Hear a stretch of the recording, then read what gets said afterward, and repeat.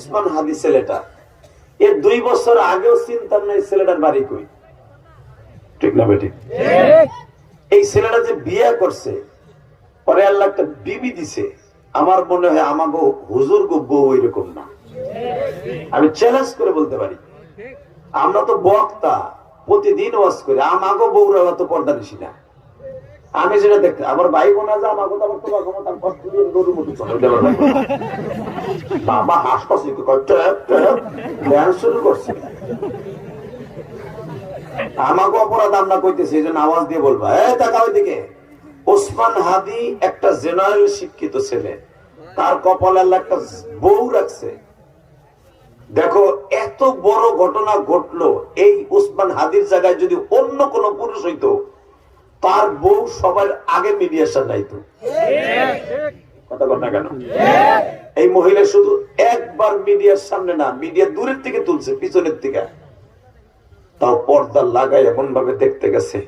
লাশের কাছে যে কি বলছে, এখন কানবেন, তুমি হারামে ঘুমাও, তোমার লাগে যে কয়দিন রেজেক ছিল তোমার সাথে থাকছি, তোমার খেদমত করার সুযোগ পাইছি, এখন জান্নাতের পরীরা তোমার খেদমত করবে, তোমার সাথে রোজে মাহশারে দেখা হবে, তুমি আরামে ঘুমায় যাও, কারণ তুমি জালেমের হাতে অত্যাচারিত হয়ে তুমি শহীদ হয়ে গেছো। একজনের কথা তো আর একজন একবার হুবাহু নকল করতে পারবে না, কথার মোলাক কাছে দেখছি কথা কর না কেন? কয়জন পাবে না, আমি তো যে তোমার সাথে যে কয়দিন রেজেক ছিল সেই কয়দিন থাকছি, তোমার খেদমত করছি, আজ থেকে তুমি জান্নাতের মেহমান হয়ে গেছো। আমি তুমি ইনসাফ প্রতিষ্ঠার জন্য মাঠে নামাইছিলাম, তুমি যে তোমার বাচ্চাটা আমানত আমারে দিয়ে গেছো, আমি যেন তোমার আমানত ঠিক রাখতে পারি।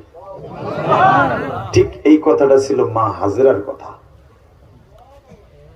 মা হাজেরাকে যখন বনবাসে রাইখা, বাক্কা শহরে রাইখা, এখন দিলটা নরম করবেন আর চোখের পানিগুলা ধা ধা করে ছেড়ে দিবেন, এটা রজবের চাঁদ। এই চাঁদে যদি কান দেন আপনার জীবনে কোনো গুনাহ থাকবে না। আমার আগের বক্তা, আমার অত্যন্ত প্রিয় মানুষ, যদিও ওর নামটা পোস্টারে আসে নাই, সানোয়ার হোসেন সাইফি, আপনারা কিন্তু এখানে আমার উপস্থিত করতে পারছেন ওর ওসিলায়, আল্লাহর ইচ্ছায়। এবং আব্দুল মালিক ধলেশ্বরী, এই দুটা লোক আপনাকে মাহফিলে আনার জন্য অনেক কষ্ট করছে। আপনাকে এখানে যেন না আসি, বহুত বাধা আসছে। এই ভাই জানে কিছুটা, ইমাম সাহেব জানে, অনেক বাধা আসছে। সব বাধা উপেক্ষা করে আল্লাহ আনছেন, আলহামদুলিল্লাহ বলেন। এর অবদান